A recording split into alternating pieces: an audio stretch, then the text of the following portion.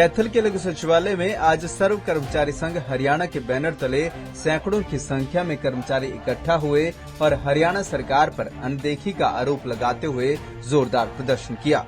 इस प्रदर्शन में बिजली विभाग के कर्मचारी, पीडब्ल्यूडी कर्मचारी, इरिगेशन विभाग के कर्मचारी और सफाई कर्मचारी समेत विभिन्न विभागों के कर्मचारी इसमें शामिल हुए। प्रदर्शनकारी कर्मचारियों ने खाली पदों पर भर्ती करने, हरियाणा कौशल रोजगार निगम को रद्द करने, पुरानी पेंशन बहाल कर सरकारी स्कूलों में बेहतरीन सुविधाएं देने और लंबित मांगों को लेकर ये प्रदर्शन किया। हमारे सभी जिलों के अंदर 16 जुलाई से लेकर 30 जुलाई तक विशाल विरोध प्रदर्शन है। हमारा जो सर्व कर्मचारी संघ हरियाणा का मांग पत्र है, 15 सूत्रीय मांग पत्र है, वो सरकार को भेज के हमने मांग की है कि हमारे मांग पत्र पर सरकार गौर करे। कर्मचारियों की बहुत ही महत्वपूर्ण मांगे हैं, इनका सरकार समाधान करे। अगर बातचीत से सरकार बुला के बातचीत समाधान करे तो बहुत ही अच्छा है। इसको लेकर ये प्रदर्शन हमारे जिलों के अंदर चले हुए हैं। मुख्य मांगों में हमारी सबसे पहले तो कच्चे कर्मचारियों को सरकार पक्का करे। हरियाणा के विभागों में लगभग 2 लाख के करीब कच्चा कर्मचारी काम करता है, उन सबको सरकार पॉलिसी बना के पक्का करे। ऐसा कोर्ट ने भी बार बार कहा कि सरकार पक्का करने की पॉलिसी बनाए, लेकिन सरकार बना नहीं रही है। दूसरी जो हमारी बड़ी मांग है, पुरानी पेंशन नीति को सरकार बहाल करे। ये जो नई पेंशन नीति है किसी भी तरह से ना तो सरकार के हित में है और ना ही कर्मचारियों के हित में है। इसलिए बुढ़ापे की सुरक्षा, सामाजिक जिम्मेदारी और जो सामाजिक दायित्व सरकार का बनता है, कोर्ट ने बिल्कुल इन्हीं शब्दों को कहा है कि इनको देखते हुए सरकार को पुरानी पेंशन को बहाल करना चाहिए, उसको लागू करना चाहिए। इसके अलावा सरकार ने जो कौशल निगम बनाया है, ये कच्ची नौकरी का पक्का प्रबंध एक तरह से सरकार ने कर दिया है। आगे से पक्की भर्तियों पर बैन लगेगा और सभी तरह की भर्तियां जो है ना कौशल निगम के माध्यम से सरकार कच्चा रोजगार देगी। इस कौशल निगम को भंग करें और जितने भी कर्मचारी लगे हैं उन सबको सरकार पक्का करे। 8वें वेतन आयोग का सरकार गठन करे, हरियाणा का अलग से वेतन आयोग का गठन करे। और बहुत से कर्मचारियों की वेतन विसंगतियाँ अभी तक खड़ी हैं।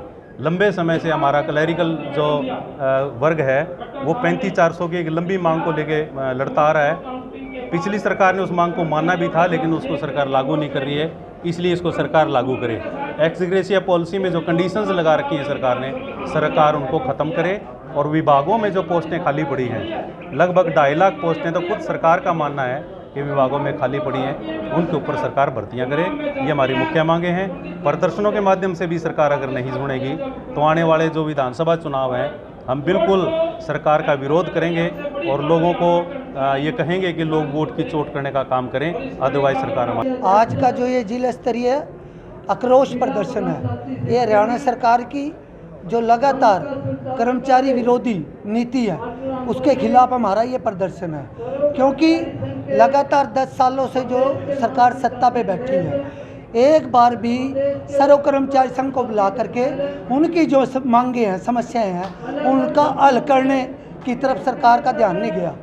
और लगातार हमने ज्ञापन दिए, मांग पत्र दिए, हमने सभी पार्टियों के अध्यक्षों को ज्ञापन दिया, 90 विधायकों को दिया, जिला पार्षदों को, नगर पार्षदों को ज्ञापन दिया, लेकिन सरकार तरफ से मस नहीं हुई। हमारी ये मांग है कि 30 जुलाई तक सरकार बातचीत करके हमारी जो मांगे हैं, जायज़ मांगे, उसका समाधान करे, वरना 30 जुलाई के बाद सर्व कर्मचारी संघ हरियाणा राज्य स्तरीय मीटिंग करके आगे बड़ा आंदोलन की काल देगा। इसके साथ साथ नगर पालिका कर्मचारी संघ हरियाणा 21 और 22 जुलाई को 2 दिवसीय राज्यव्यापी हड़ताल करने जा रहा है। क्योंकि ये सरकार लगातार जितने भी डिपार्टमेंटों के कर्मचारी हैं, किसी भी कर्मचारी की मांग, समस्या का समाधान ये सरकार का रुख नहीं रहा है, जिसके खिलाफ लगातार कर्मचारी सड़कों पर रहे हैं। हम ये साफ शब्दों में कहना चाहते हैं सरकार से कि अभी लोकसभा चुनाव था, राज्य में 10 में से 5 सीटें हरियाणा में आई हैं और अब विधानसभा चुनाव है। अगर सरकार समय रहते मांगों का समाधान करे तो ठीक है, वरना सर्व कर्मचारी संघ हरियाणा 30 जुलाई के बाद शहर में, बस्तियों में जाकर के पर्चे वितरित करके जनता के बीच में जनता विरोधी, कर्मचारी विरोधी जो सरकार का रुख है उसकी पोल खोले। प्रदर्शनकारी कर्मचारियों का साफ कहना है कि अगर सरकार ने उनकी मांगों को जल्द नहीं माना तो 30 जुलाई के बाद राज्य स्तरीय मीटिंग कर आगे बड़ा आंदोलन करने का फैसला लिया जा सकता है।